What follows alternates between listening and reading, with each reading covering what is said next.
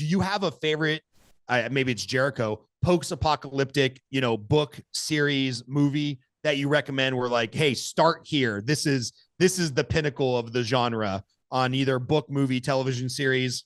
Well, as far as books go, I'm going to give a shout out to NC again. The Fire from the Sky series is great. Odd Billy Todd is fantastic. I'll give a shout out to my guy Franklin Horton. The Mad Mix series is fantastic, great.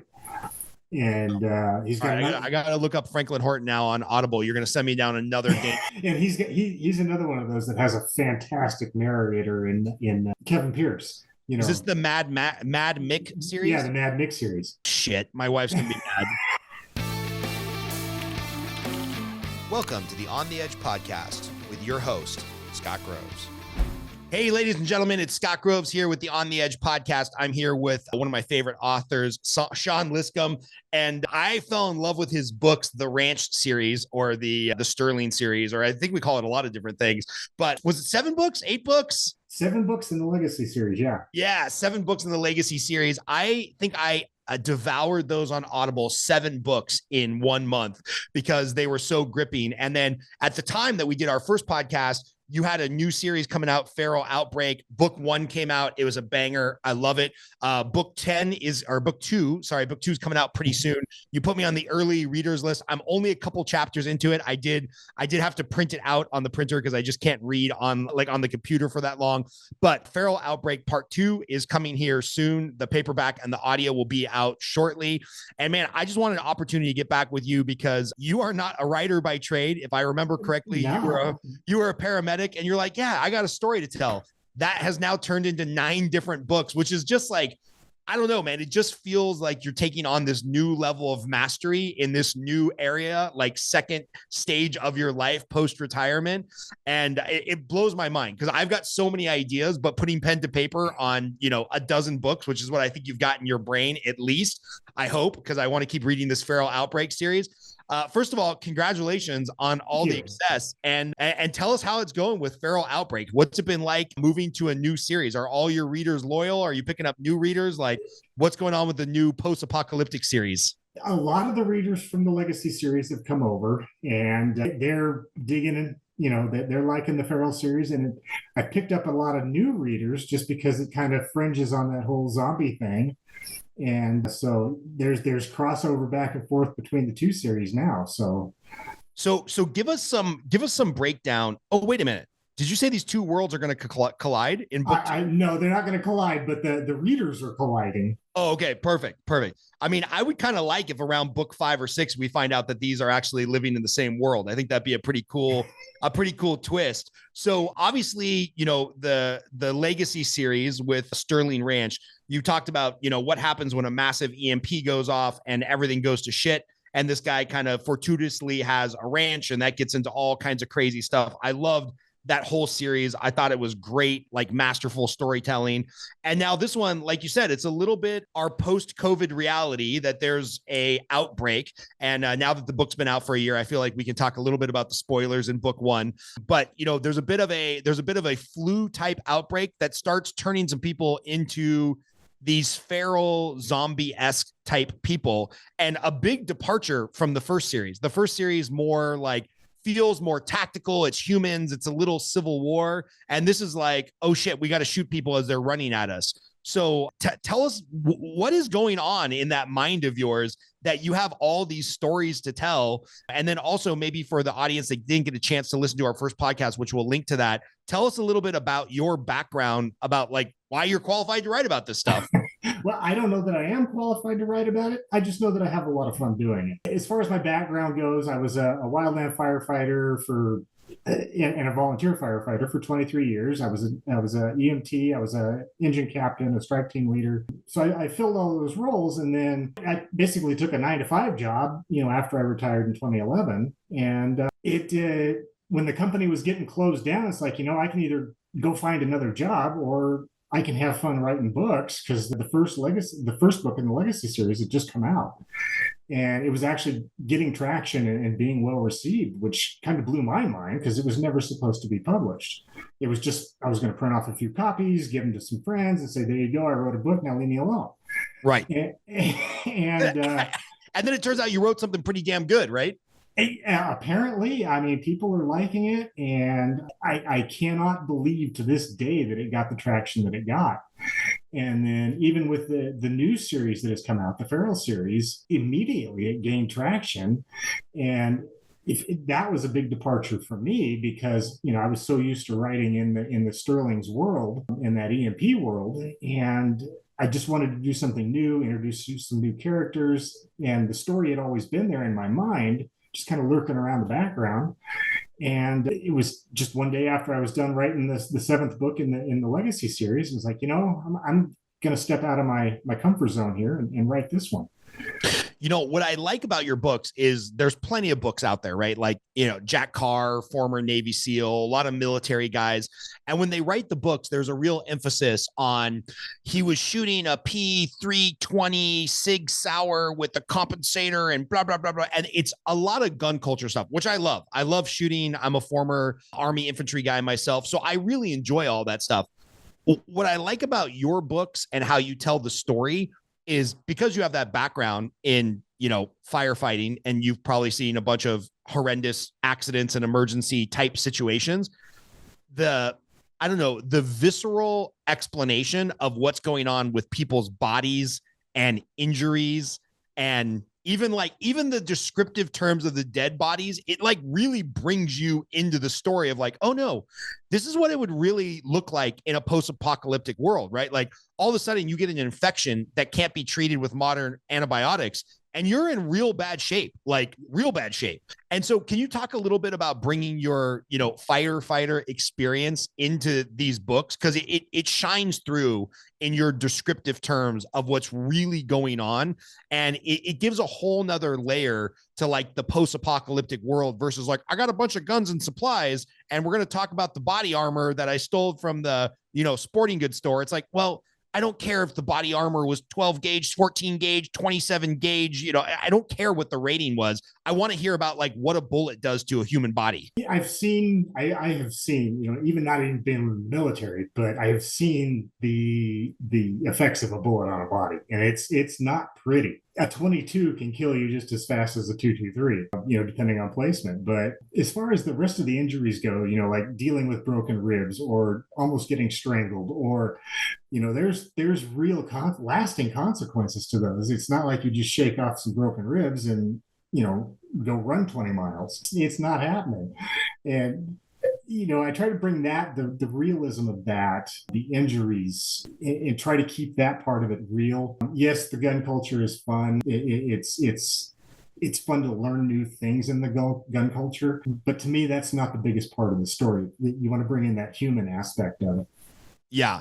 I've got a buddy, Clay Martin, who's also written a half dozen books, and a friend of mine, Tucker Max, who's building kind of his community out in the middle of Texas, just in case anything goes to hell.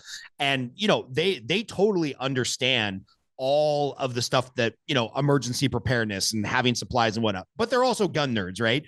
And so when I read Clay's books or I talk to them, it's a lot of gun stuff.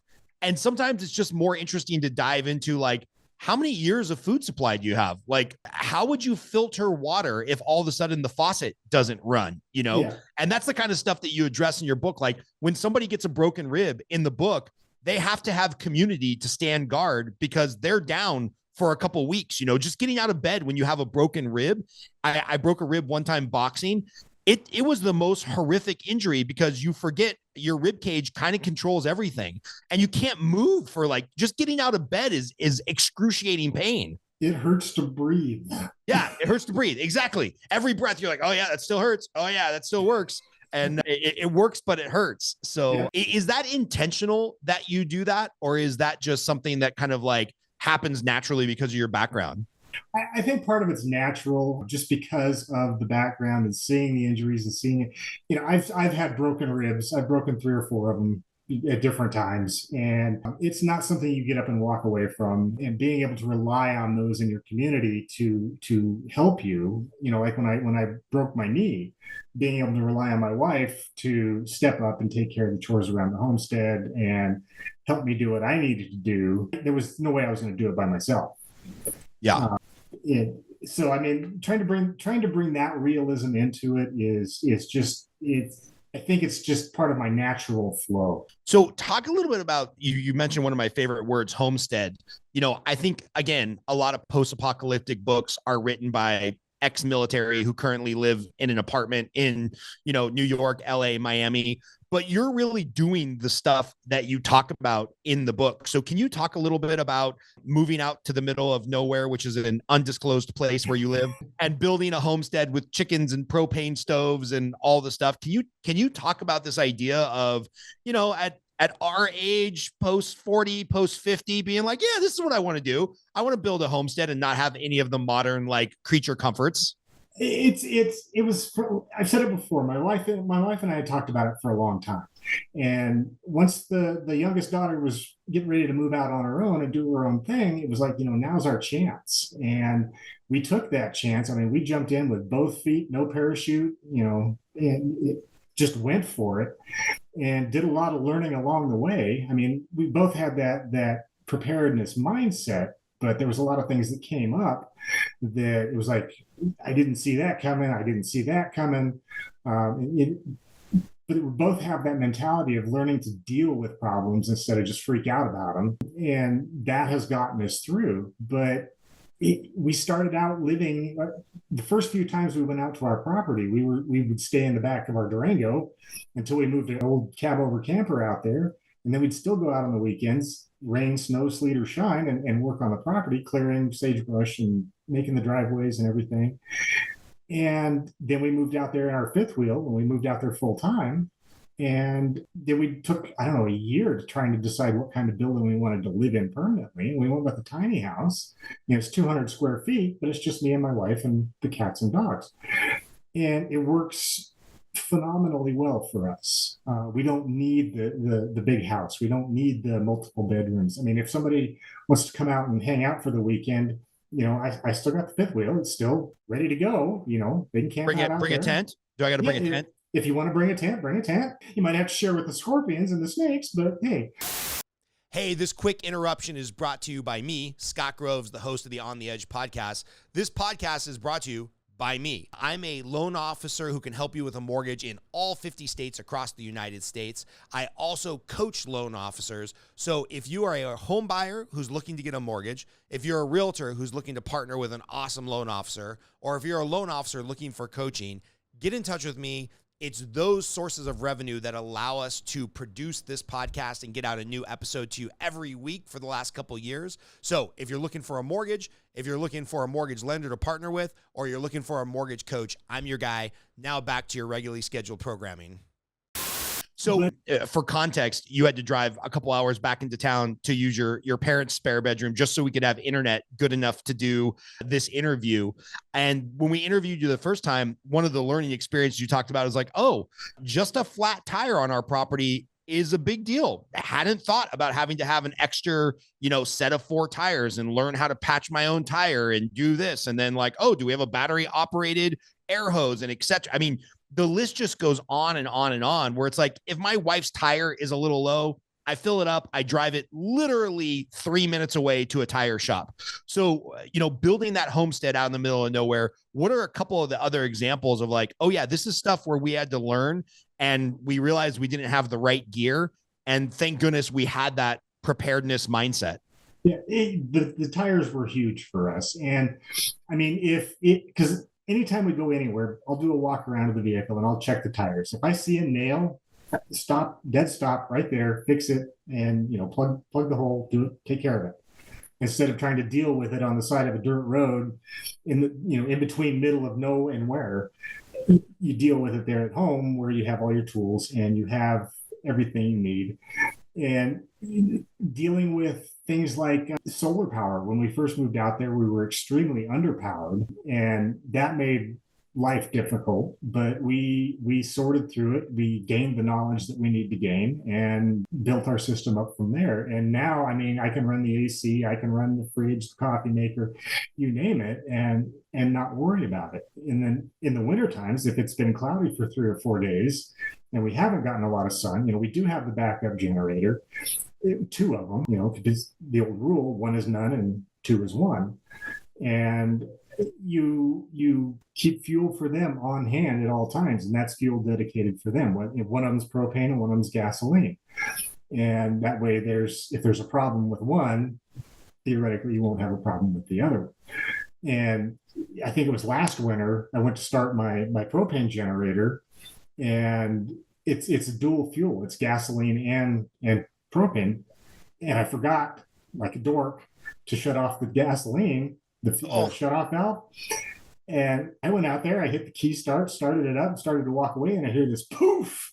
Well, it had filled the crankcase with gasoline, just trickled down because the floats got stuck, and the whole thing caught on fire. And I'm like, well, that's new.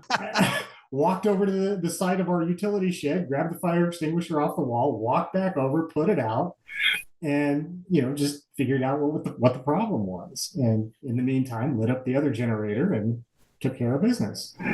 It's having emergency tools on hand. We've got fire extinguishers everywhere. One is definitely not enough. It's wildland season here, and there's a big fire, I don't know, probably about 80 miles from where we live right now. And we've been getting thunderstorms every day for the last 4 or 5 days. And how do we deal with that? Because, getting a fire truck out there is a minimum of an hour and a half away. And that's that's in an emergency. So I built my own fire truck. During the summertime, it sits there full of water and ready to go. And wait, you built your own fire truck? Yeah, I have my original, the very first vehicle I owned was a 75 Dodge Power Wagon. And I pulled it out of retirement and put a tank in it, put a pump in it. It's got hoses, it's got hand tools, it's got everything it needs to protect my property from a wildland fire. When people hear about this, and I'll share a little bit with, if you're uncomfortable, we can edit this out. But you are not a wealthy man in the sense that you didn't have some crypto score where you've got $5 million to build out all this stuff. So when people hear about this and they're like, wait a minute, so you had doing, having to make the decision, do I run the coffee maker or my refrigerator? So, we got to upgrade the solar. Solar doesn't always work. I got to buy 2 generators. Oh, generators can catch fire. I got to build a fire truck. You start to add this stuff up, and now you're like, just for power, I don't know, are we talking about tens of thousands of dollars of equipment to just power a 200 square foot tiny house? Or how do the economics play into this? Because I know from our previous conversation, you didn't have $2 million to just Gucci out the whole property on day one. That would have been nice, but it wasn't the case. Like I said, we were way underpowered because, number one, I had underestimated what we needed, and I didn't have enough knowledge to know that. As far as what we have now, it's, I would say, all told, all in, even with the redundant systems, because I use 2 sets of solar panel banks and I use 2 sets of charge controllers, and everything, that way there's redundancy in the system. If one system fails, I've got a backup that will keep me running. All in, even with the 6 lithium-ion batteries, I would say that we're in it maybe 9,000. Oh. But that was over time. That wasn't, just a mass investment all at once. And it was just here and there when we could, we added to it. And that was, we have a list of priorities that we deal with, and power was one of them. And it was right up there at the top because we needed the refrigerator, and we needed, because buying ice every other day just doesn't cut it. Especially this time of year when it's been 100 plus every day of the week for the last 10 days. Right. And so that was high on our priority list. And then realizing where we live and the need for a fire truck, that a lot of the fire truck was scavenged stuff. I think the only thing that I bought for it new was the water pump. And that was still less than $500. Nice. And that the water tank is an IBC tank. It works great. It's 300 gallons, almost 300 gallons, and it'll do everything I need it to do because it is strictly for homestead protection. It's not for going out and trying to do initial attack on a fire. It's just we'll push it around our place when it gets there. And when you start thinking about scavenging stuff, I like that term, by the way, are you trolling, Facebook Marketplace? Are you bartering and trading with other people in the neighborhood? Are you going to, government surplus and just saying, hey, what do you got to get rid of this week? When you think about doing what you've done in an economical fashion, where are you sourcing materials, right? Like eventually you need a high-end water pump. You're just going to go on Amazon, or you're going to go to, Home Depot or whatever, and go buy what you need to buy. But when you're talking about keeping costs low, like if you were giving a practical tip to somebody that wants to start this journey, where are you scavenging stuff? There's a lot of stuff that you can scavenge off of Marketplace or Craigslist or anything like that. I mean, the IBC tanks, I don't know that I would trust them for your potable water just because you don't know their history. But for garden water or for firefighting water, they're perfect. Yeah, they don't have baffles in them, so they kind of slosh around a little bit, but it is what it is. And you can find used generators all the time. And usually they're way less than what they are new. But the biggest skill that you can have, I think, is mechanical knowledge. If you don't know, ask somebody that does and have them teach you how to work on your own stuff. You go out and you fire up your generator and it's not putting any power out. You got to figure out what's going on. And I had that happen with our primary generator. And I knew the brushes and around the windings had gone bad. I mean, that thing's got 1 million miles on it. It's been run to here and there. And so I got on Amazon and found a set of brushes for like $5. And then I found a set of 5 brushes, 5 sets for like $15. And it's like, well, I'm over in the 5 set because, 1 is none and 2 is 1. And so I've got backups if it does it again. It's just a matter of popping the cover off and fixing it. And just having mechanical skills like my fire truck, trying to keep a 75 Dodge Power Wagon running in tip-top shape, you got to be able to know how to do your own plugs and wires and do a tune-up and do your oil changes and break down your own tires and remount your own tires. It's not going down the highway, so I don't need to worry about balancing them, but I won't have a flat when I'm there on the homestead. And were you always this guy? Like, were you always the guy that was tinkering and enjoyed mechanics and working on stuff? Because I got to be honest, like, I know how important the knowledge is in the emergency preparedness world. And the idea of tinkering with some spark plugs on a 75 Power Wagon, that sounds like the worst Saturday ever. So like, are you already keen to this stuff and you enjoy it? Or are you just like, hey man, this is the life we want to lead and I have to acquire these skills? Because I'm the guy that would have to take 7 trips to Home Depot because I keep buying the wrong part for the generator. I would be cussing like a sailor. I'd be screaming at my kids. Like I don't have that patient vein for like tactical, feedback stuff with my hands. Like I'm just not that guy. So were you always that guy, or is this just skills that you've had to learn? I've always been mechanically inclined. I mean, when I got my first truck, as a 17, 18-year-old kid trying to, go out and play with your Power Wagon, you break a lot of stuff and you don't have the money to go fix it. So you learn how to fix it on your own. And back then we didn't have YouTube or, the internet forums and stuff like that. So it was, you either talk to a guy that knew what he was talking about and he'd show you, or you figured it out on your own. And a lot of that carried through when I was fighting wildland fires. I mean, it was always a point of pride for me because I always brought my engine home. She may not have been in one piece, but she always came home. When you're dealing with old equipment and you're beating it to death every day in the middle of nowhere on these, not even dirt roads, but, you learn to fix things on your own. And even if it's just enough to get it back to where it can get fixed. My grandfather owned a small engine shop before he passed away. And so it just kind of runs in the family because, my dad taught me how to work on small engines, and it's just kind of carried through from there. And if there's things I don't know, I will look up. Thanks to YouTube, Yeah. If you were to kind of go through that hierarchy of needs, I mean, correct me if I'm wrong, you developed this property from raw land, right? Yes. Okay. What were, and how many years into this project are we? We are 6 years now. Okay.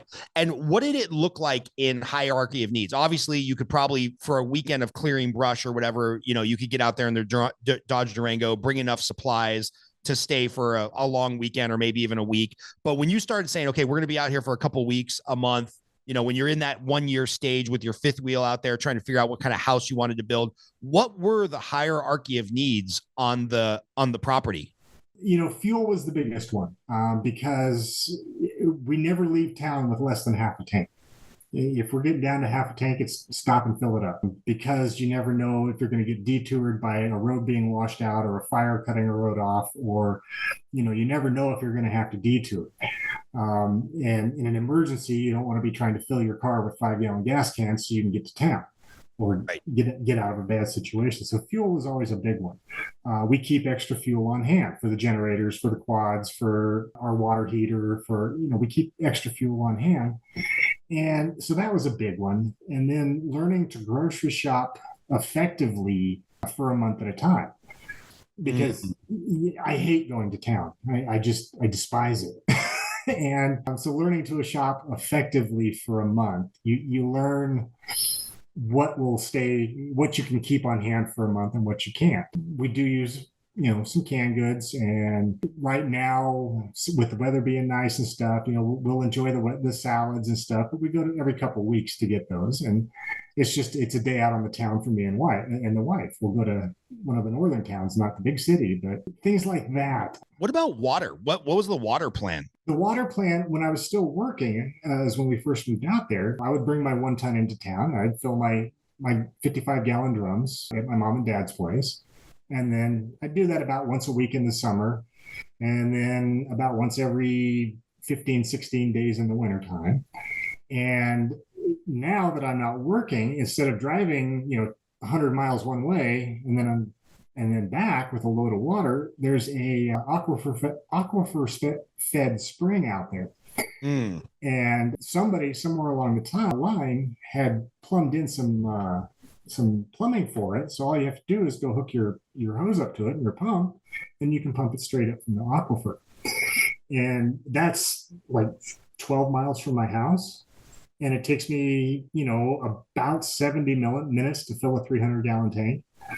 And, it's just time for me to hang out and surf the internet and, watch the wildlife. But, and there's people voice their concerns about the water being safe. And people do have that water tested probably on the course of about every 6 months. And the water is beautiful. It's clean. It's so much better than what you get in the city. Yeah.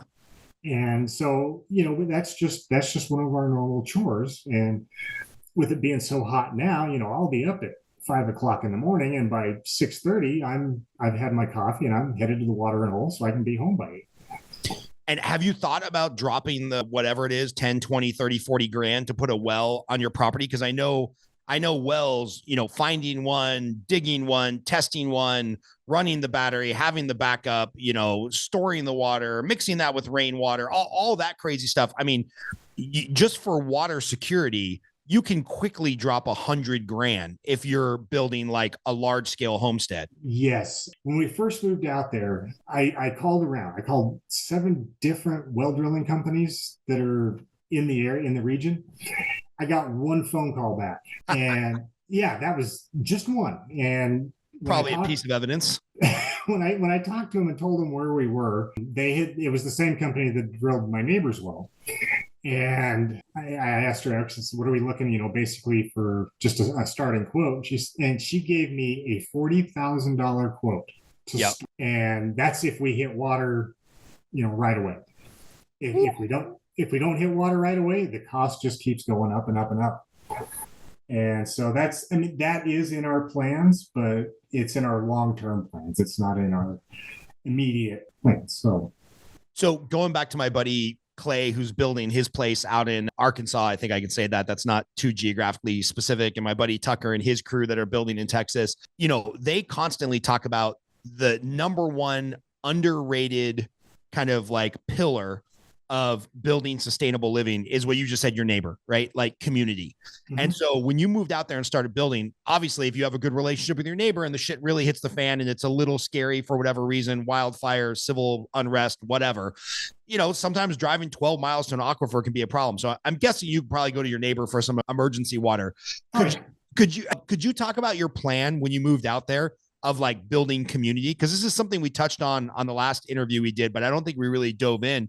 What have you and your wife done to like build community where you're at for security, whether that's physical security, food security, water security, whatever the case may be? What is Sean's community of people look like for emergency preparedness? Well, our nearest neighbor is 800 yards away, and we know that because we've traded numbers. But they're an older retired couple and really cool people. Pardon me, and they do have a well, and they have offered us to use it, and for us, that's an emergency backup. And when I broke my knee, that was, my wife made the trip down there that day to get water. And we try not to use that just because we don't want to abuse it. Right. And, he's a Vietnam veteran and super cool dude. And we kind of met them by accident because one of the ranchers out there had lost one of his border collies, and we were trying to figure out where it lived. And that's how we got introduced to them. And then we've got another set of neighbors. He's retired Navy and super ex-Cv. And so he's pretty mechanically inclined, I guess you could say. And, again, super cool people. She makes a lot of things by hand, does a lot of her own baking and things like that. And, we all kind of look out for each other. There's some not so good neighbors that we just avoid, and because that's the easiest way. And they have made enemies out of just about everybody out there. That's too bad. Yeah, and they never last. If they last more than a year, it's surprising. But we always talk. We're in radio contact. We've got the UHF the VHF radios, and we talk all the time. We text message back and forth. And if so, like when our closest neighbor goes to town with his wife, he'll send me a message saying, "Hey, we're going to be out for the day." No problem, man. I got your back. And it's either the same thing. They'll watch our place, and both of us have security cameras, and so we can keep an eye on our own things. But we just watch out for each other. If somebody's car breaks down, we kind of jump in to see if we can fix it or not, or what we need to do, and we just stick together. That's just kind of how we are. I love it. How much of this homesteading journey goes into your new book, Feral Outbreak, where they're out there in the woods in a cabin, just to kind of set the scene without giving too many spoilers, although the book's been out for a year, just go read it. Basically guy leaves Reno area. He's going to go stay up at his cabin for a month. It's his kind of annual retreat. And while he's up there at the cabin, basically the whole world goes to hell in a handbag with this viral outbreak. And luckily he and the lady friend that he's traveling with, which I really like that dynamic, by the way, they're kind of friends, but maybe there's something more there. They're just at this cabin, right? And luckily they're self-sufficient, and going back into town for a supply run, they find out that the world has gone to hell in a handbasket. How much of what you've dealt with over the last 6 years is embedded in that story of the cabin in the woods? Because I felt that when I was reading it. It's like, oh yeah, the garage, the backups, the generators, this. I'm like, this is firsthand knowledge. This is Sean basically just telling his story in the middle of a viral outbreak. There was a lot of bringing the real life into that because of the way our place is set up and our neighbor's place is set up. I kind of combined the two, and I wanted to do something with a big departure from the ranch, which was this massive complex that is completely self-sustained and can continue to be self-sustained. And I wanted to depart from that and kind of get into the, oh crap, here we are. What do we do now? And with the new Feral Outbreak Oblivion, we get into that a lot more because it actually starts out down around LA. So, they're getting to see it firsthand, what we didn't get to see in the first book. And that's why I wanted to bring those characters' point of view from the big city getting stuck in the middle of all the crap and tie it in with Shane and Rain living out in the middle of nowhere. And so that was a lot of fun to bring those two stories together at the end. But bringing the different insights, I think, has proved valuable for me because you got two completely different perspectives on the zombie apocalypse. I like that. And, when you mention Shane and Ray, the two main characters in Feral Outbreak, and like I said, unfortunately, I'm only a couple chapters into the new book. I will get it done quickly here so I can give you some feedback. When you think about developing these characters, again, spoiler alert for the Sterling Ranch Legacy series, there's kind of like some crumbs or a roadmap to developing a larger story with these characters. When you think about writing a series of books, and I know you mentioned in our first interview that like, hey, the first book was supposed to be a one and done and it's cool, but there was enough character development there to cascade over 7 books of this massively expanding universe. Did you have like a meta, plot or a bigger idea at play, or you're like, oh man, I got to go reread book 1 to see if the story I'm telling in book 3 actually matches what I said these characters could do or who they were or what the relationship was? Like, do you have, excuse me, for Feral Outbreak, do you have an overarching story, or are you just like one book at a time and I'll find a way to tie it all in together?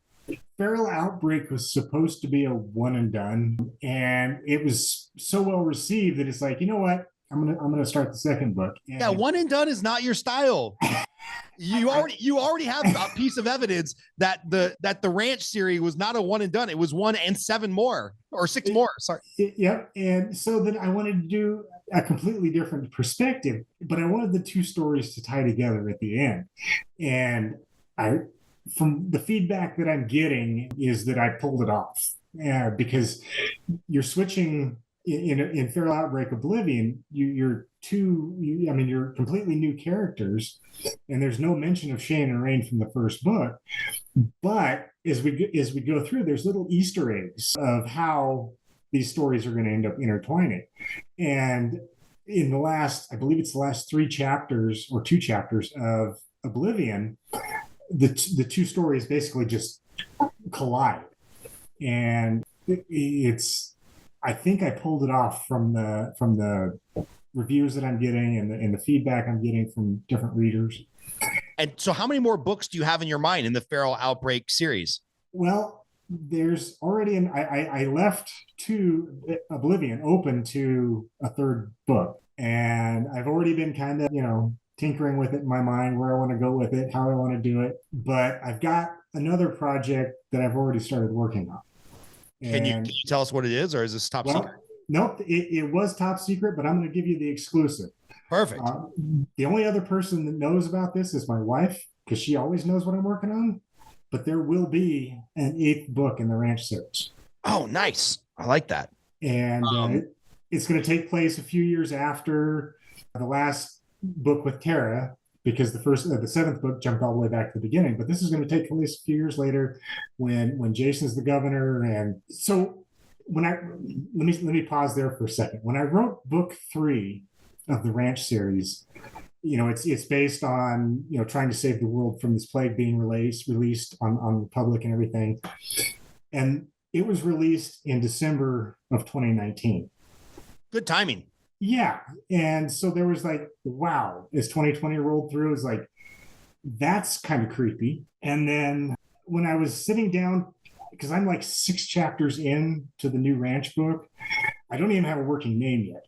But when I was sitting down on Friday the 12th, I wrote a very crucial part of the plot about multiple assassination attempts on the Sterlings and what happened on the 13th. Holy cow.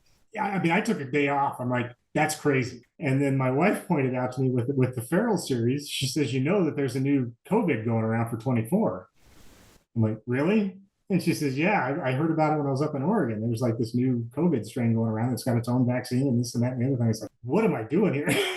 You heard it here first, folks. Sean can tell the future in his novelization of the end of the world. It's kind of freaky sometimes, man. Yeah, don't write a book on nukes, okay? No. Yeah, let's stay away from that. Oh, that's interesting. I'm glad you're writing a book 8, because I loved book 7, where you went back and told a story that needed to be told on how things happened and transpired through the whole event with another family that's involved. And I'll just leave it at that, because people should go read The Ranch and the whole Legacy series. But I love that you're writing a book 8, like what happens next, right? I could just follow that story forever. And without using, well, I'll just use one book series that I really enjoy. There's this Helldiver series about post-apocalyptic, and I like it. I'm still reading them. And it's gotten very formulaic, right? It's like, I get it. Like, you find your niche, you write it. That's kind of probably what your readers expect. And it's like, okay, like it was kind of the same monster story after about book 5. And we're now on like book 13. I'm like, I get it. I'm not sure how many more I can read, but I feel with each of yours, there really is more character development, character growth, different plot points, different stories. the ranch series goes from like on this ranch and just slowly evolves into this real global conspiracy, which is pretty cool. How do you think through that on like evolving the characters so you're not like, okay, cool, I wrote another shoot 'em up book. And I've kind of seen this. I mentioned Jack Carr, who's writing the series, ex-Navy SEAL guy. And he's really evolved from like the first couple books where like his main character was kind of running and gunning, and it's all the stuff that he's familiar with. And in these last couple books, they've moved much more to the Tom Clancy, James Bond, kind of a nod to like, world affairs and global politics and whatnot. You can kind of see that evolution, which is what makes the books, interesting to read, because I can only read so many books about shoot 'em up before it gets a little repetitive. So how are you like falling in love with these characters, or how are you developing the characters? Like, what's your thought process for moving them through the story? Because that's the thing that I feel can get stale in a lot of these like serialized books. I think as far as the Sterling's, as far as that whole series goes, I think there's more to be told. And like you said, with book 7, I stepped back to tell the story of another family that was involved and bring everybody up to speed. So I was never going to write the book 8. I wanted to end it with book 7. But the more I got to thinking about it, there's more to tell here. And, going back to the espionage, the spy type thing that was always present in the other books because of one main character. There's this book 8 is going to lean a lot more towards the espionage and the dealing with traitors, and unfortunately or fortunately, however you want to look at it, it's going to be brutal on a lot of the characters we already know, because we're bringing back people from way back. We're bringing everybody back into the fold. And I can tell you right now, not all of them are going to make it. I mean, 6 chapters in, we've already lost one. And got it. It's going to be brutal, but we'll see. It's been a lot of fun to write it, other than the creep factor on the 13th. But it's just been a blast to write. When you write a character like Rain from the new Feral Outbreak series, when you write a character like that, how much of that is your wife? How much of that is a woman you served with in the fire department? How much of that is just made up from whole cloth?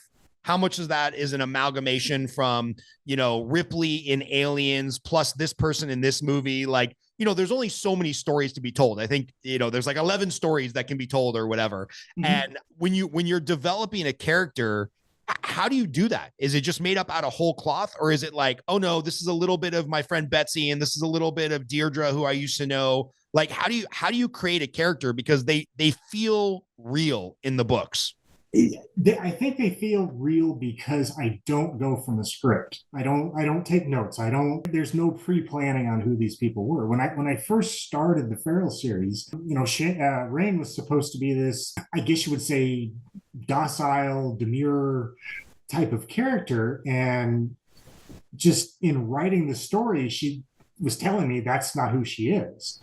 And, come to find out. What do you mean by that? Like, she was telling you that's not, I'll give a spoiler alert. It comes out in the story that Rain, was the victim of spousal abuse. So is it like, as you're writing that background story, you're like, no, this chick is really hardened. Is like, what do you mean it, like, the story tells you? The characters, I have conversations, this is going to sound crazy, but I have conversations with these characters in my head late at night, or when I'm driving to town, tell me where we're going today. What are we doing?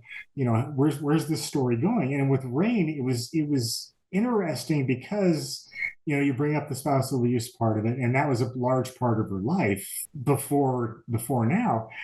And, I'm like, well, I could continue to write this character as that demure, docile person, but it's just, that's not what I'm getting from her. She's evolved past that. She's grown past that. She's, become stronger because of it. And that, I guess, would be, for me, that would be the way I would want to see things play out in real life. You're dealt adversity, you're dealt a bad hand, and instead of cowering to it and using it as a crutch, you use it to grow, you use it to become stronger, you use it to, excel. Wait, you mean characters have to have an arc? It's not like every modern Disney movie where every woman just shows up badass. They can kick everybody's ass. They know everything. I mean, characters are supposed to have a story arc? I'm so shocked. and you know, it's fun to watch them grow, I guess. I mean, it's like watching your kids grow up in rapid time, you know, watching their personalities develop, because everybody's got this distinct personality, and that's what I envision when I write. And it's all off the cuff. I mean, there's no notes, there's no, you know, it's just, where are we going today? So this makes so much sense to me, because I've always wondered, like, if you're an author and you already have the end in mind, like I've taken all my notes, I've written my outline, I know exactly how the story ends, the character's probably not nearly as interesting, because like you already know the things that the character needs to know to get to the end of the story. Mm-hmm. So maybe I'm paraphrasing for you, and maybe I'm putting words in your mouth, I'm wrong, but I'm feeling like when you're writing the story, you almost don't have the end in mind, and the characters and the stories are taking you where they should be going based on their character growth, versus we got section 1, we got the interlude, we got the closing. I know what the closing is going to be. So I've got to make sure that they come to the opening with all the right skills and tools and mindset and whatnot. Am I paraphrasing that okay? Or like, what am I missing? No, that sounds about right. I mean, because when I start, the story is still forming in my mind. I've still got a basic idea of what I want to do, but then it just kind of grows as the character grows. But then keeping in mind, in the back of my mind, that in order to make it a intriguing book, in order to keep the reader engaged, there needs to be these ebbs and flows in the action, and each one builds a little higher until you get to this crescendo at the end. And I don't know what that crescendo is going to be until we get there. So it's you know, and then you got that you come down off that crescendo and you kind of let everything calm down a little bit, and you're faced with a choice. You know, you can either set it up for another book or call it a day. But it's just the way that it works for me. I don't know. So other than being a little crazy and talking to your characters on the drive to the water hole, which I totally understand that. And it also sounds crazy. Like when you mentioned, I wrote that down. When you mentioned, like, I have conversations with my characters, tell me more. It's fun for me, because like learning who Shane is in the first book. You know, he's this corporate guy. He's kind of boring, and he's inherited this cabin that he gets to go to once a month, and you know, he can be kind of a dick when he needs to be, but you know, and just watching him almost implode when they figure out that the world came to an end and nobody was paying attention, because they're out in the middle of nowhere, no cell service, no radio, no nothing. And you know, watching him almost implode, but then get help by a stronger character in Rain, basically shown the way. Hey, you know, look, you can either give up and die, or you know, you can go out on your feet. And you know, watching him make that choice to go out on his feet, or you know, stand up and do what has to be done. And it's kind of the same with all the characters. I mean, if you go back through the Ranch series, it's the same with Jason. You know, Jill's kind of a badass when we meet her, but she kind of meets her match there a couple of times. Yeah. And you know, how do you grow from that? How do you learn from that? And then watching Tara in book 5, you know, basically get her ass kicked, you know, at the end of the 5th book. You know, how do you grow from that? How do you learn from that? And where do you go from there? And when I have these conversations with my characters, you know, I'll be driving to the water hole and it's, okay, Shane, Rain, what are we doing today? You know, we're working tonight. What are we doing? You know, what's the next step here? And I'll kind of play that out in my mind. And, you know, do we bring in more characters to help build the plot? Do we, you know, what do we have to do? Do we need to, are we at the point where we need to introduce one of those, you know, high waves of action? And it all kind of plays out just as we have these conversations. I can't explain it. I can't put it into good words. You know, what I liked, well, one of the things I really liked about the Ranch Sterling series is like the main character, Jason, doesn't come in as this like know-all badass. As a matter of fact, you specifically write in many of the novels that he's really like a reluctant leader, right? And he's almost leading by proxy and then leading by frustration and then leading because he has to. And then he's like, no, I'm not the guy. And it's just like, it's very cool, right? Because I think going back to my joke about all the books written by Navy SEALs, it's like, oh, I got to learn this skill, or I got to learn how to fight, or I got to learn how to use a knife or use a gun or underwater diving or whatever. But it's like, you're really hitting on more of the emotional, like, almost like I got to learn how to be a better dad, right? There's no real playbook for being a dad. We've got some observations. You can join some mastermind groups. Shout out to Front Row Dads that I'm in. But like, when you're talking about like, oh, this guy's got to develop as a leader, you can teach any monkey how to shoot a gun. But to really be a leader, or like Rain to really, come back from spousal abuse and be a stronger version of herself, that's like real human life shit. Yeah. Again, you and I can go out to the range. We can hire somebody for a couple $100s an hour, and we can become pretty proficient shooters pretty quickly. Becoming a leader or a stronger human being, that's real life stuff. Is that by design, or does that just all come up with the conversations in your head to the characters? Which I just want to be a fly on the wall one day when you're driving your truck and having a conversation with one of these people. Like, this would be amazing to like observe as a third party. I think part of that reluctant hero syndrome, part of that is real life stuff for me. When I was first starting out in the fire service, I wanted to be a first responder, a medical first responder. I never wanted to go on to be an EMT or an EMT instructor or anything like that. But after 7 years of being a first responder, I got really, really tired of inexperienced younger EMTs trying to tell me what to do on my scene. So it's like, you know what, screw this. I'm going to go get my EMT. So, now I'll outrank you again. And then I went and got my EMT instructor because I got tired of the way that some things were being taught. It was all book learning. There was no real world scenarios in there. And, it was the same way with being, when I started out as a firefighter in the wildland service. I became an engine operator by accident, literally by accident, because our engine operator stepped out of the truck and broke his fucking ankle. And I had the license and I had the experience driving fire trucks. So it's like, field promotion. Right. And then the next season, I went from engine operator to engine captain because my engine captain ended up in jail. It's another bad day. Yeah, it's like, you've got the qualifications, field promotion, and that's the way it's been through my entire career. And whether some people would call it failing up or whatever, but I don't look at it that way because I always had the qualifications to step into that role. I never really wanted the role of being a captain or being the strike team leader or being an incident commander, but this is going to sound crazy, but I didn't trust lesser trained people to do the job for me. Yeah, that makes sense. That does not sound weird at all to me. And I always strived to be the best I could be at whatever job I was doing at the time. And I think that played out through my entire career in the fire service. And, it went from being a firefighter, just a basic firefighter, to I could handle a type 3 incident. What is a type 3 incident? I'm sorry, a type 3, on a wildland fire, that's when you're still under local control, and that's before they bring in the federal teams and everything else. You can be the guy directing where all the engines go, where the air resources go, where the hand crews go. And, that was never my intention to take that job, but I was always qualified to do it. And when the opportunity was there, I was basically field promoted into it.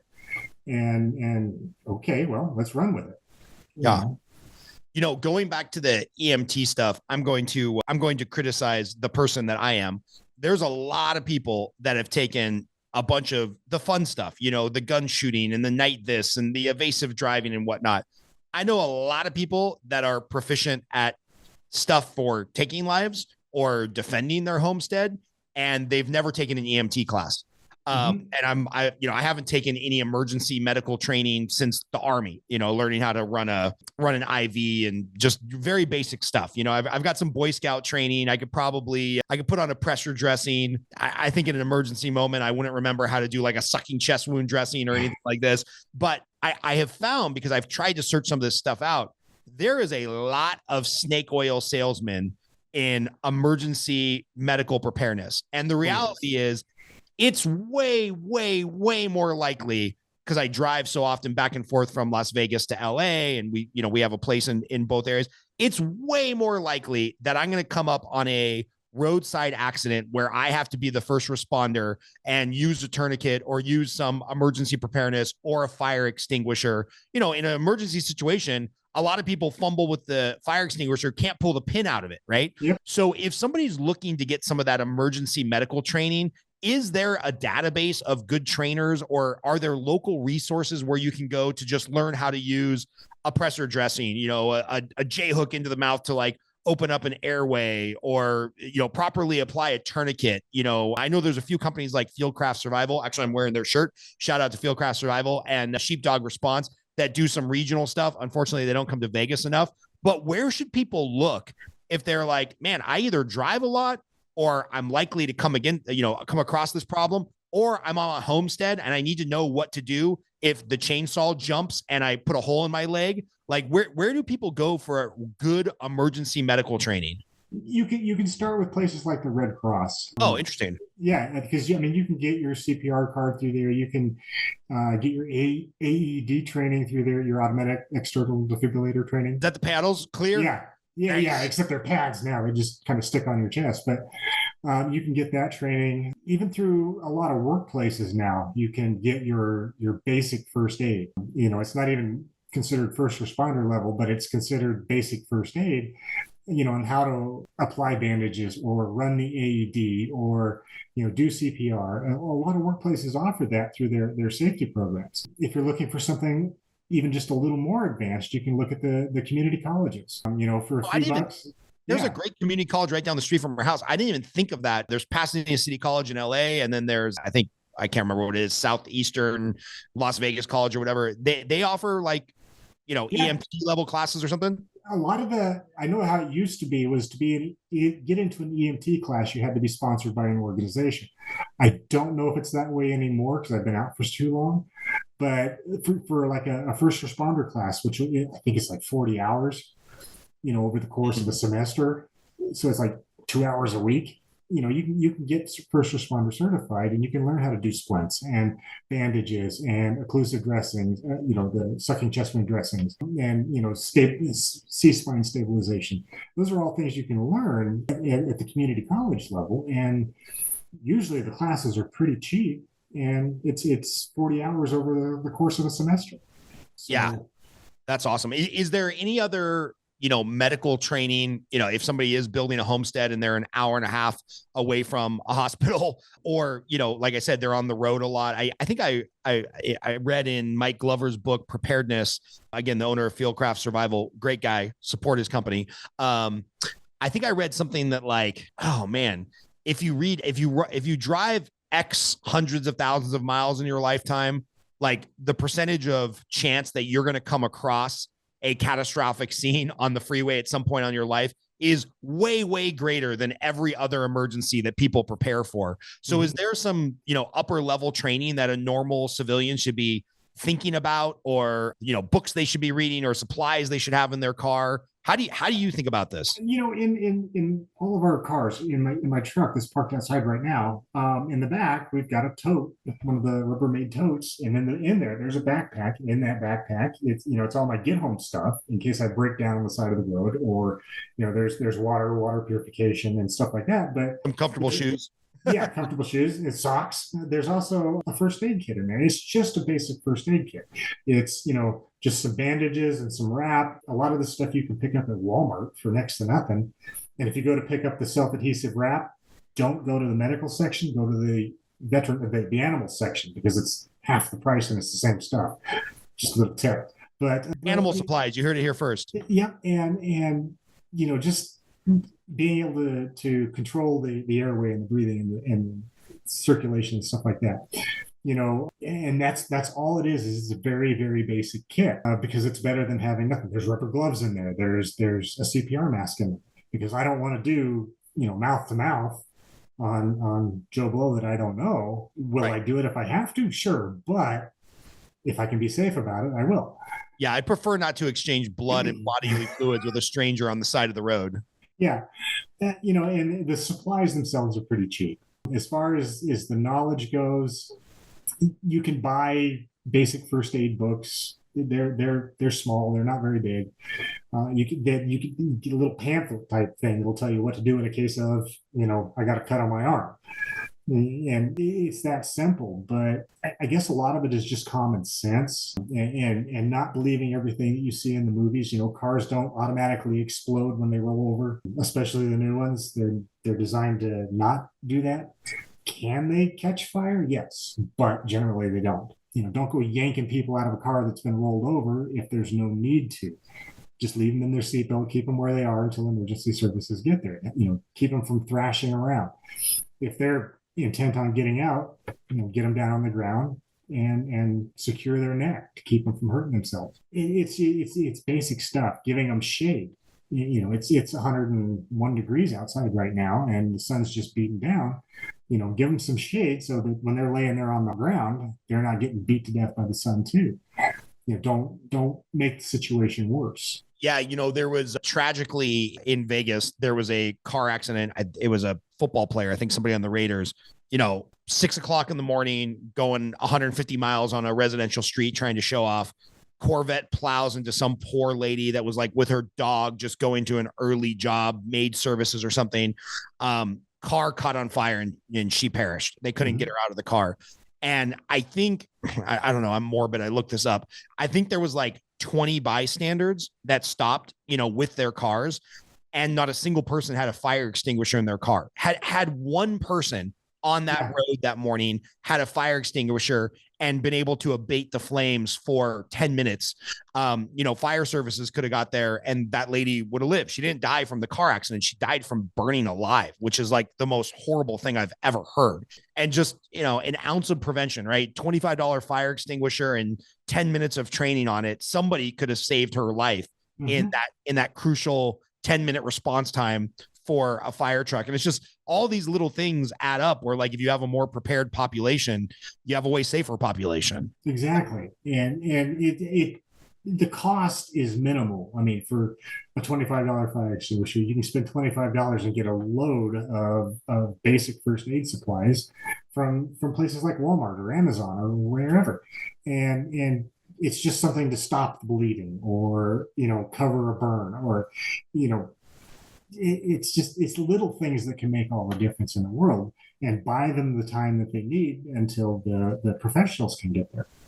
Yeah. I'm going to let you in on a little secret. My wife does not like when I read your books at all, because the Amazon list just grows.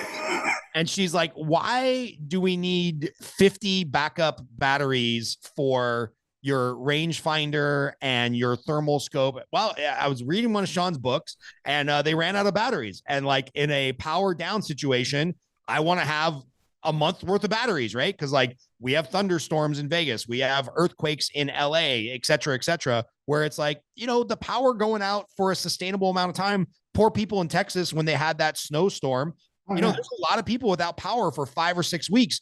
Batteries run out real fast. And so, yeah, my wife does not like you, Sean, because every time I read one of your books, there's some, because your books are so real, right? My wife's like, hey, why do we need an extra 50 feet of chain? I'm like, well, because all of our gates are automatic. And if the power goes out and the engine is frozen and I have to rip the gate off the foundation to get out of our house. And she's like, yeah, I guess that makes sense. But now we're going to have a 50-pound chain every time we move houses. I'm like, well, we're not moving. Like we got a Connex here. We got a storage unit. All the stuff just goes in there. But, it's not a lot of money at once, but it starts to add up over time if you really want to be prepared. So like, how do you budget for that stuff? Because I'm sure you've got 5,000 things on your wish list and some of the stuff is perishable, right? So it's like, if I make this investment, sorry, really, really strong cigar today, this Liga Privada, or no, this is, I grabbed the wrong one. I grabbed the La Flor Dominican. This is a beefy cigar. Some of this stuff is perishable. It's going to have to be replaced every year or 2 or 3 or 5. How do you start budgeting for this stuff and like keep your wish list and your spreadsheet? And like, how are you keeping track of all the stuff you have, you need, you have to replace. It can be a little exhausting. You know, I've probably got about a month's supply of MREs in my garage that they're coming up on their 10-year shelf life. So I've told the kids, hey, there's going to be a month in the next year or two where we're going full military ops. We're eating MREs every day. Like, how do you categorize all this stuff, catalog it, and then like plan for the budgeting? Well, you know, a lot of it is batteries are a prime example. We use a ton of AA batteries for our flashlights and for the reading lights and stuff like that in the house. And because I don't want to wire off the main batteries. I'm just kind of lazy that way. But every month I order AA batteries from Amazon, and I order them 100 at a time. But I'm always a month ahead, so that if a month comes along and it's like, you know what, I'd rather get this product X. Okay, I don't need batteries this month. I can get product X. And you know, it's just picking and choosing what I want and making sure that our supplies, our battery supply is still efficient. You know, John, you know they make rechargeable batteries, right? I know. And I hate using them because I always mix them up. Which ones did I charge and which ones did I not charge? You heard it here first, folks. Sean, destroying the environment, one AA battery at a time. No. Yeah, but you know, it's things like that we order on a fairly consistent basis, and we rotate out the old stock. And it's the same way with like freeze-dried food. We have a bunch of Augustin Farms. It's a 20 or 25 year shelf life, and we should be coming up on that in the next 5 years. And we'll rotate that into our meal prep because we don't buy anything that we won't use. Right. And I see a lot of preppers make that mistake. Well, I'm going to buy, 10 cases of Spam. Okay, well, do you like Spam? No, I hate Spam, but we're going to buy 10 cases of it because it's cheap. Okay, well, you're just going to make yourself miserable. Right. Buy stuff that you use, buy stuff that you like, and then rotate it out when it's time to use that can of chicken or whatever, dehydrated chicken. I'll use it up and there'll be a new one sitting on the shelf right behind me. And it's things like that. Just, okay, I got 3 years to use all this stuff up. So I'm going to start now. That way I can replace it one can at a time instead of everything at once. Yeah. For me, it's peanut butter. I found out a while ago, like we try to do the healthy, organic peanut butter stuff that does not last very long. But I've got always, at all times, like 10 giant buckets of that. I don't even think it's real peanut butter at this point. It's like the Jiffy stuff. It's probably Soylent Green. It's not even real peanut butter, but I love that stuff so much. That's like my midnight snack. I'll get some fruit and peanut butter. And so I always have like a large emergency case of peanut butter. And that's the stuff that I cycle through where it's like, well, if the shit hits the fan, at least I know I've got 2 months supply of peanut butter, and then I'm going to go homicidal because if I don't have peanut butter, I'm going to be a warlord looking for peanut butter, like that scene in Zombieland where Woody Harrelson's always looking for Twinkies. Yeah. Like I'll be that guy with peanut butter. It's like, why'd you kill your neighbor? It's like, well, he had peanut butter and I didn't. It wasn't the water or the battery power or the well. Like I needed his peanut butter. So yeah, we've gotten in the habit of rotating some of that stuff out, and it's made it much more economical. Yes, and because I know people that they'll go through their stash of canned goods once a year, and they'll throw half of it out because it's expired. Okay, I get that, but why weren't you using that? Right. And not having to throw it in the trash or whatever, because to me that's extremely wasteful. You might as well just be burning the money. Yeah. And we constantly rotate ours out because we do use canned goods like green beans and peas and corn and stuff. We use them all the time. And every time we go shopping, see, I used 3 cans this month. I'll buy 4. That way the stockpile is always growing and the nothing's expired. It's all current. That way, if you can't get any more, you got a little time to figure things out. I love it. And we talked before we went live that, you're quite the animal lover. And so, on your property, and I happen to know where you're at, so it's going to be a little hard to do any type of mass agriculture, anything like that. But what do you have as far as, a live food supply on the property? Are you guys growing vegetables, growing chickens? Do you have some, source of meat protein on your place? Because I know that can go down a wild ride. I've got a friend, Scott. I won't even use his last name because he wouldn't appreciate it. But, he's gone from we need to be prepared to we need a small ranch to we need a big ranch to we need a really big cattle ranch. And now they got like 100 head of cattle. And I'm like, dude, if I can get to you when the world ends, I'm getting to you. I'll stand guard all night over your cattle with an AR-15 because he is really prepared. Yeah. So what are you what are you thinking about as far as like living supplies? Right now, the only thing we have is our chickens. And we're at that time of year now. We eat a lot of eggs in the wintertime just because they're quick and easy and, but in the summertime, and like right now, we've let our hens set on the eggs and we've just started having chicks. And I mean, that's where that story came from earlier. But, over the course of the last winter, we lost, I want to say it was 2 hens. And we just now have 3 brand new ones that are going to be producing eggs in another few months. But as far as eggs go, we can get, even in the wintertime, enough eggs that we're giving them away. Yeah. And right now, we've given some eggs away. But we've also let the hens set their eggs so that we can have the next generation of chickens. And we were down to 1 rooster, and Denise, my wife, found a lady that was giving some away, and we brought those roosters home so that we had a younger supply of roosters to further the generations of chickens down the road. And so that's our live meat source. I mean, we do have wildlife out there. There's always rabbits. There's antelope. There's deer, badger. Saw a badger the other day. But I'm guessing badger don't taste good. I wouldn't want to try it, but I was trying to figure out what was coming to town. I was trying to figure out what it was that was crossing the road in front of me. And as soon as I saw it turned and looked at me and I saw the racing stripes down his back, it's like, oh crap. And he was big. I mean, the size of a, small dog. He was probably 30 pounds of hate and anger, but yeah. So switching back to your books, can we officially say like you've sold 100,000 copies, hundreds of, do you have any idea? I never asked. I would assume that it's somewhere up there. You're like, the checks are really good, so they must be selling quite a few copies. Dan's doing his job, and he's given some of those responsibilities to Christopher Lane because he's got a lot of things on his plate, and between Dan and Chris, they're rock stars, man. They are handling the advertisement and the sales, and they're just on top of things. How great has that been, or how much of a boom has that been to your sales, or at the end of the day, maybe not the sales, but the royalty checks that you're getting?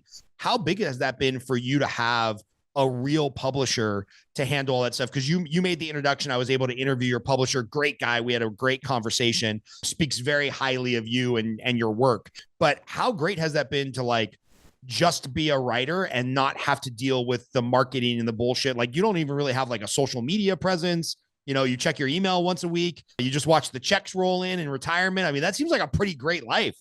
It is. And I think I said it the last time we talked, when it came down to doing the advertising and stuff on my own before I got a publisher, I didn't. That was just something that didn't interest me. I wasn't concerned about it. Every once in a while I would do the free Amazon weekend or whatever it was, but it was never my thing. And as far as, getting the audiobooks done, I thought about it and it was like, nah, screw it. I'm not doing it. And when Dan hit me up and we talked, he told me he would handle all of that. And he has. I mean, he has come through like you wouldn't believe. Finding Christopher Lane to read for the books, phenomenal voice, yeah, great narrator. Finding Aaron to narrate for the voice of Tara, fantastic job. And handling. I've heard numbers, and I'm not going to say them, but I've heard numbers of what he spends on advertising per day, and there is no way you would have ever gotten me to even think like that. Right. And, he does that. It's advertising with anything is probably a calculated risk. And, he and I are getting the rewards for his knowledge and in the advertising world. And that has just been phenomenal for me. It's so funny to me that, kind of this reluctant hero thread through the podcast, right? Where you're like, oh yeah, writing 10 novels, not a big deal. Figuring out how to market on Instagram, no way. That's No not way. for me. It's so counterintuitive to, most human beings can figure out how to post on Instagram. You're like, no, that is not for me, but I'll write a novel. I'll knock out a book. Yeah, no big deal. Like, it's just a funny thing to hear come out of somebody's mouth. Yeah, and I do know some writers that they do all their own advertising. They handle all their own merchandise. I mean, everything. A couple of them have got their own merch stores where they got T-shirts and stickers and coffee mugs, and they handle all that on their own. And for me personally, I understand why they do it, but for me personally, that would take the fun out of it from it. Because at that point it would be a job, and I don't want my writing to become a job. I want to have fun with it. I want to enjoy it. And when I can throw that perfect plot twist in there and surprise my readers, that's the stuff I want to be concentrating on. When I want to be able to go through a 7-book arc and have the continuity and just everything mesh, that's the stuff I want to deal with. That's the stuff I want to play with. That's the stuff I want to enjoy. And Dan enjoys doing the advertising stuff, and he is damn good at it. Yeah, I love that, man. And I have to imagine, joking about the royalty checks, it's like there's only so much we can do on our own. So I think people get a little greedy and they're like, well, I'm self-published. I get 100% of whatever Amazon gives me. It's like, well, yeah, but I'd rather get whatever your percentage is, 50, 60, 70 of this much bigger pie, and let somebody else take 30% for doing all the headache, right? It's like, and then like you said, it keeps it fun for you. Yeah, exactly. And I think if you stop having fun writing books, it's time to call it quits. Right. Because when you're not enjoying anything you do, I don't care if it's a 9-to-5 job or writing books or whatever, if you're not enjoying it, you're not any good at it. You're not putting 100% into it. And how long, what's your writing schedule? And how long does it take you to write a book? It varies greatly as far as how long it takes me to write a book. The second book in the Feral series, Oblivion, it took me a year just because there was a lot going on in there. And I felt bad because it took me a year, but I think I got all the plot twists and I think I got all the tie-ins with book one, and I think I did a good job. So hopefully it was worth it for the readers for the wait. Does it take a year because you're, driving to LA to see where Sunset, intersects with the 405 so you can tell a better story? Or does it take a year because you have to have all those conversations with your characters, back and forth to the watering hole? A lot of it's the conversations in my head, because some days they just won't pick up the phone. They're on vacation or whatever. But, as far as coming up with these locations and cross streets and getting it right, you would be amazed at what you can find on Google Earth. Yeah, that's fair.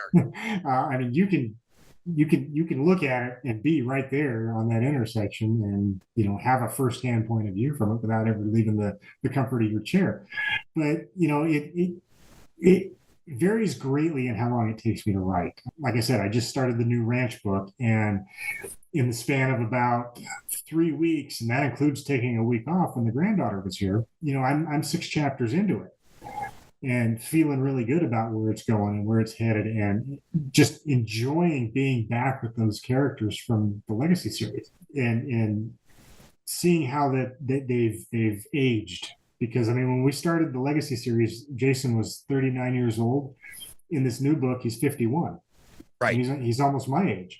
And so seeing how they've grown and progressed and writing that has been a blast. And then is I think about where I'm going to go with book 3 of the Feral series. Now I get to combine these 4 characters, and it's going to be phenomenal to watch them grow as a team and watch where they take the story, because I left it wide open at the end, and there is plans for a book 3.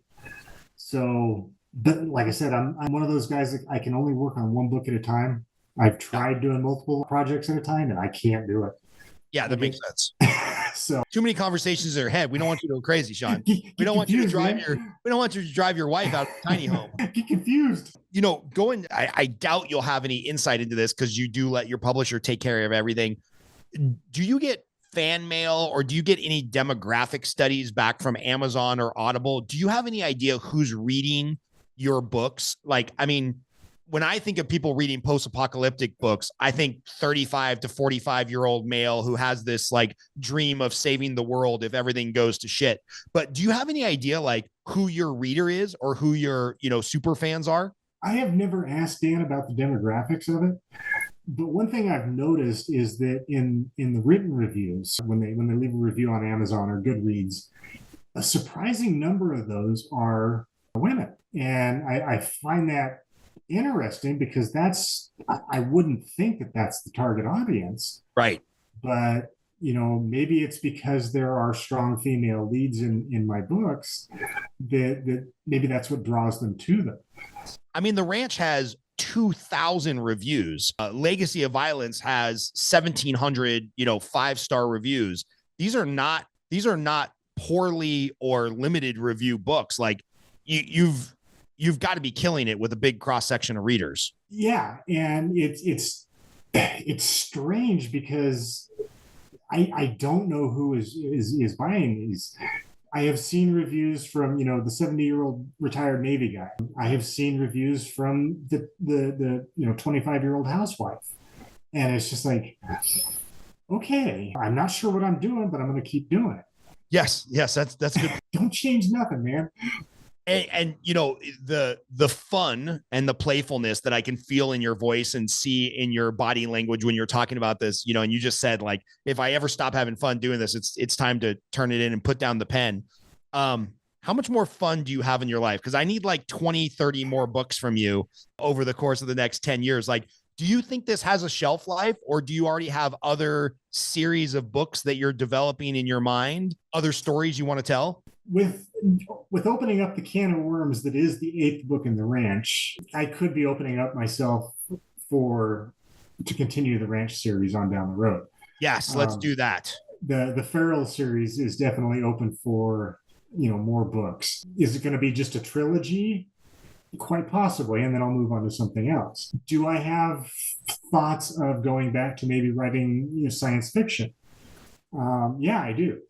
Wait, you say go back to writing science fiction? Because I used to dabble in that in high school and a little bit after that. And I mean, I've still got those manuscripts. I never threw them away.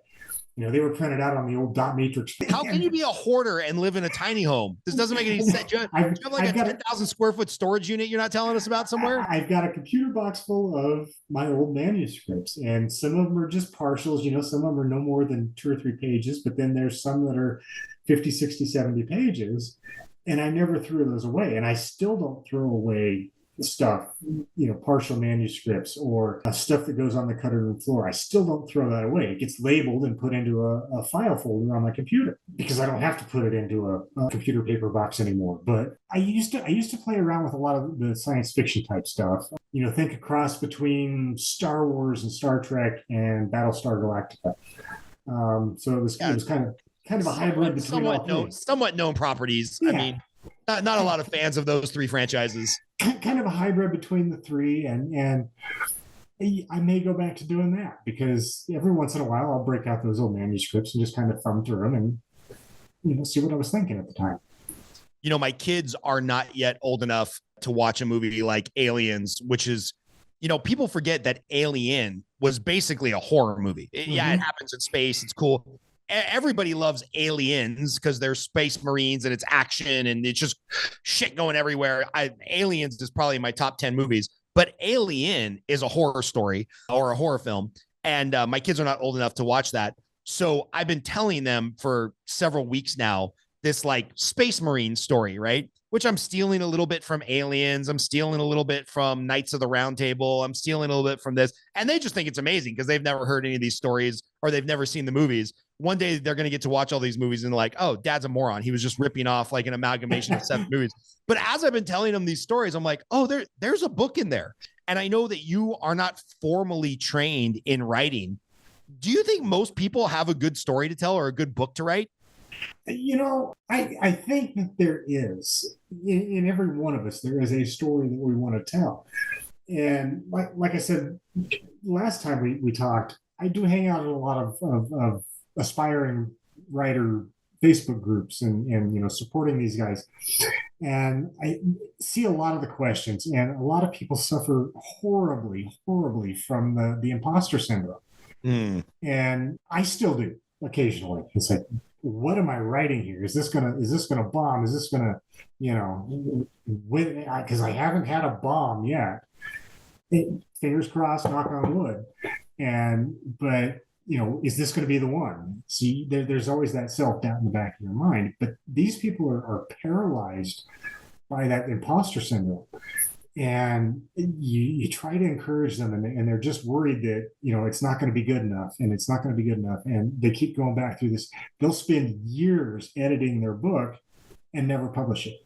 Oh, what a travesty. I know. And it's like the number that I keep hearing is that there's 7,000 books a day published on Amazon. I mean, are you going to be the next Clancy, or are you going to be the next Stephen King or Susan Collins? I mean, the odds are no, but tell your story. There is a niche out there that will read it. Yeah. Somebody will find it and somebody will read it. I lost count in my Audible. I think I've got 700 books in my Audible. I've probably listened to 2/3 of them. Usually what I'll do is if somebody recommends it, I'll buy it.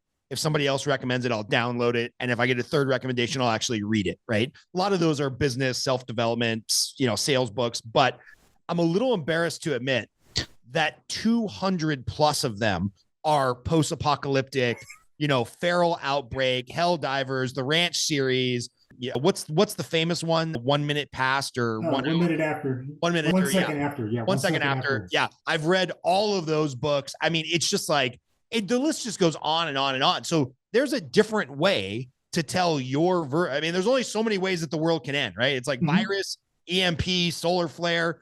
I read 10 books on like some solar flare scenario. It's like, there's only so many post-apocalyptic scenarios, but there's thousands and thousands of interesting reads about people's take on the post-apocalyptic world. And I love reading them for fun. It's kind of like, I don't know, I guess women that watch soap operas, it's kind of the same thing. It's kind of formulaic. It's enjoyable.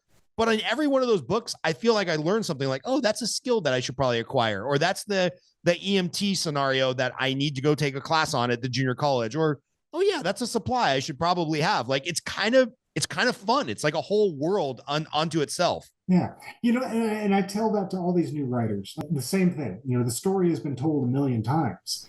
It's up to you to put your spin on it, have your fun with it and send it. Tell that story, have fun, and don't doubt yourself. You may not, you may sell 10 copies. Who cares? You told your story, you had fun with it. Yeah. 10 copies is more than you sold if it just sits in your computer for the rest of your life. Exactly. So maybe other than just publish, what are some other tips that you would give aspiring authors, right? Because I'm sure some people are going to be listening to this and they're like, I got a book in me. I got something interesting to say. I've got a new take on the zombie outbreak. Like what would you say to people that are either pre-book or they're working on their book? There's a lot of theories out there that if you treat your book like a business, you'll write a book. I don't subscribe to that theory. Like I told you the last time we talked, I do most of my writing at night, late at night. That's so crazy to me because I'm like such a morning person. I'm like, the idea of sitting down and like thinking at 8 o'clock at night is just the farthest thing from my mind. But yeah, I love that that's you. Here I am cracking the energy drinks and drinking coffee at 9 o'clock at night. It's whoa. But I know people that they can't write at home because of all the distractions. So they'll go to a park or a coffee shop or whatever. If that's what it takes for you to write your book, do it. I've seen instances where spouses or partners will put down the would-be writer. This is just a waste of time. It's never going to sell anything. And to me, that is just crap. My wife has been, when the day that I told her I was sitting down to write The Ranch, she's like, oh, okay, cool. And she has been 100% supportive ever since.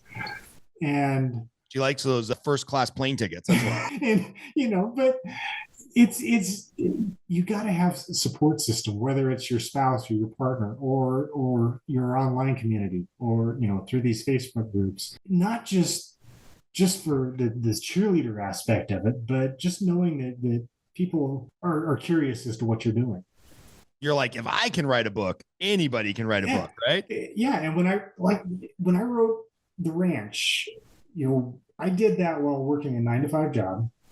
Well, it was more like a 5-to-5 job, but I did that while commuting partially, the 60 miles round day from where we used to live to commuting 120 miles a day round trip. I did that while my wife was dealing with cancer and all of the surgeries and the chemo appointments and all of that. I still managed to write a book. And life was going to throw everything that it can at you. And if you let it beat you, it will. You just gotta, when you got a chance to write, that's where my writing late at night came from, because that was the only time that I had any real time to write. And if it works for you, if you can make it work, go with it. And by the way, I'm glad your wife is recovered. Yes. That's awesome. What do you like to read and watch? Like, are you rewatching the classics like Aliens? Is that like on the background? Do you read a lot of post-apocalyptic books yourself, or like what type of media do you like to consume? I used to be a prolific reader. Now, as far as sitting down to read a book, I might get one a year. What? One a year? Yeah. As far as sitting down to read, it doesn't happen anymore just because life. I do use Audible, and I listen to a lot of Ryan Scow's stuff. I listen to a lot of Franklin Horton stuff and NC Reed, all great authors. And that's the only way I can consume their books is through Audible. And again, it's even not as much as I'd like to, but because life.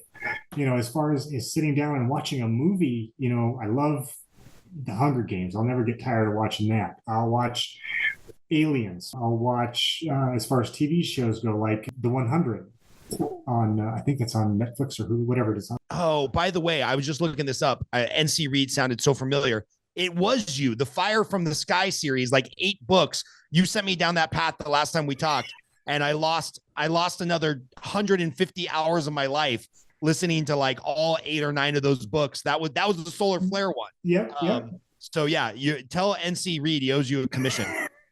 he's a super cool dude. I mean, but even in Franklin Horton, I'm in contact with him off and on through Facebook, and super great guy.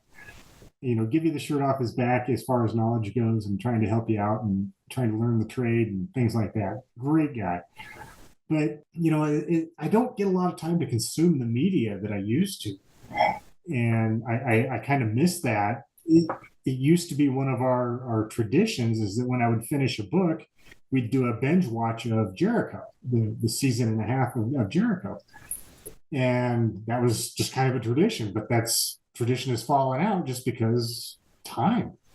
Is Jericho the one that's basically a retelling of Stephen King's The Stand?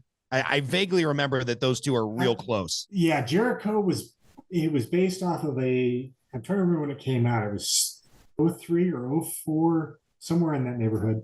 A nuclear attack on the U.S. and the small town of Jericho, Kansas, I think it was, trying to survive and eventually, dealing with the towns around them and the trading and stuff like that. And eventually an overreaching government and things like that. But shocking. Yeah. But, I love that series. If you can get past the part where everybody's got perfect makeup every episode, but it is what it is. I remember somebody losing their mind like season 2 or 3 of The Walking Dead, the one, maybe it was season 4, where they end up at the prison and, there's zombies everywhere. And I just remember this was like a meme all over the internet where they're like, who the fuck is mowing the grass in post-apocalyptic zombies trying to eat you? Because like somebody had just screwed up the set pieces where it's like where the zombies are all coming into the prison, the grass is perfectly manicured and mowed. And it's like, yeah, these are little details you got to think about when you're doing it. No one's mowing the grass at the prison when you're trying to think about like food safety. Yeah. And it's the same way with a lot of TV shows. You'll get the makeup is always perfect and the hair is always perfect. And I like watching Westerns where their teeth are all messed up because I'm like, oh, this is authentic. There was no there was no dentist in 1850. People didn't have great dental hygiene. I'm going to interview a buddy of mine who's a dentist, and we were talking about dentistry meets post-apocalyptic situation. Like I want him on my team when something horrible goes down. And I'm like, yeah, like what used to happen, you know, because I was getting a root canal or something. I'm like, what used to happen when like your nerves started dying in your mouth and then like you just ripped the tooth out? Or he's like, oh yeah, no, you died. He's like, a lot of like heart disease, infection disease, a lot of like deaths in your 20s, 30s, 40s, 50s up until about 1900 came because of poor dentistry. I'm like, oh, I think you got a post-apocalyptic book in your brain where it's like the dentist is the savior of the community. So it's true. It's true. Oh man. All right. Well, I have to ask you because I usually close the podcast on like, you know, what's your favorite movie and why? Do you have a favorite? Maybe it's Jericho post-apocalyptic, you know, book, series, movie that you recommend? Where like, hey, start here. This is the pinnacle of the genre on either book, movie, television series. Well, as far as books go, I'm going to give a shout out to NC again. The Fire from the Sky series is great. Odd Billy Todd is fantastic. You know, I'll give a shout out to my guy Franklin Horton. The Mad Mix series is fantastic, great, and he's got. Right, I got to look up Franklin Horton now on Audible. You're going to send me down another game. And he's another one of those that has a fantastic narrator in Kevin Pierce. You know, is this the Mad Mick series? Yeah, the Mad Mix series. Shit, my wife's gonna be mad. You know, he's got a lot of other great series out there. My personal favorite is the Mad Mix series. There's 11 books. I have now committed another 100 hours of my time to the Mad Mix series. All right, cool. You know, I'm on it. Awesome authors and narrators. Of course, NC uses my guy, you know, Chris. But as far as media goes, I really don't get the chance to consume it, you know, TV or movies the way that I used to. I'll never turn down a watching of any of the Hunger Game movies. I still haven't seen the last one, the Songbird of. Very good. Yeah. Very good. Is it? Yeah. I still haven't seen it, but. That was one I made the mistake of taking the kids to, probably a little over their head and maybe a little too violent for a 6 and an 8-year-old, but oh well, whoops, bad choice. But yeah, it's very good. The story arc of Snow, the guy who, you know, is the main bad guy. His story arc is very relatable and very like, all right, I kind of see where he's coming from now. Yeah. Okay. And seriously, who doesn't like to watch, you know, John Wick? I mean, come on, right. You know, fantastic. But I just don't get to watch it as much as I used to, especially in the summertime. Well, the fact that you've been able to catch up on all the John Wicks, I think you're doing just fine. When does Going Feral Outbreak Oblivion come out? Because that's not available yet on Audible, right? It's not available on Audible yet. The Kindle version is available. It came out. God, I can't remember the date. About 3 weeks ago. Yeah, beginning of July, I think. Yeah. So the Audible version always takes longer just because there's so much involved in it. Right. And the Audible, I don't have a date yet. As soon as I get a release date, I'll put that out there. Perfect.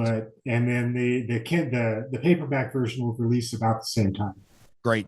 And where do people go to find you? Like obviously Amazon, Sean Liscom, you're the only one on there that has a plethora of books, but what's the easiest way for people to like follow you for updates and check out what's coming up?